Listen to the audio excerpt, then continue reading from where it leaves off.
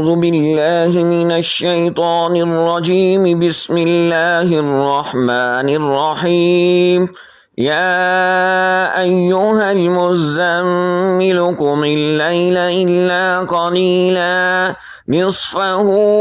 أو انقص منه قليلا أو زد عليه ورتل القرآن ترتيلا إنا سنلقي عليك قولا ثقيلا إن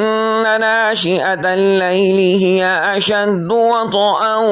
وأقوم قيلا إن لك في النهار سبحا طويلا واذكر اسم ربك وتبتل إليه تبتيلا رب المشرق والمغرب لا إله إلا هو فاتخذه وكيلا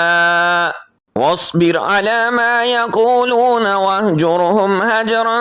جميلا وذرني والمكذبين أولي النعمة ومهلهم قليلا إن لدينا أنكالا وجحيما وطعاما ذا غصة وعذابا أليما يوم ترجف الأرض والجبال وكانت الجبال كثيبا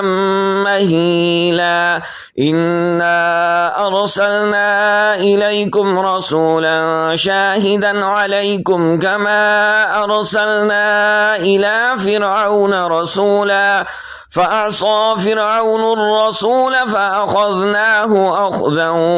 وبيلا فكيف تتقون إن كفرتم يوما يجعل الولدان شيبا السماء منفطر به كان وعده مفعولا إن هذه تذكرة فمن شاء اتخذ إلى ربه سبيلا إن ربك يعلم أنك تقوم أدنى من ثلثي الليل ونصفه وثلثه وطائفة من الذين معك والله يقدر الليل والنهار علم أن لن تحصوه فتاب عليكم فاقرؤوا ما تيسر من القرآن علم أن سيكون منكم مرضى وآخرون يضربون في الأرض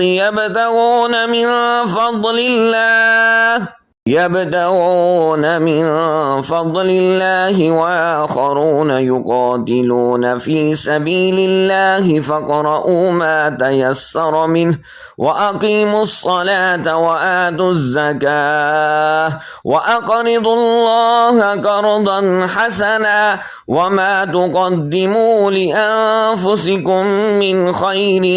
تجدوه عند الله هو خيرا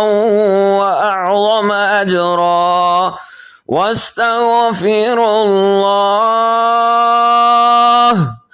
إن الله غفور رحيم صدق الله العظيم.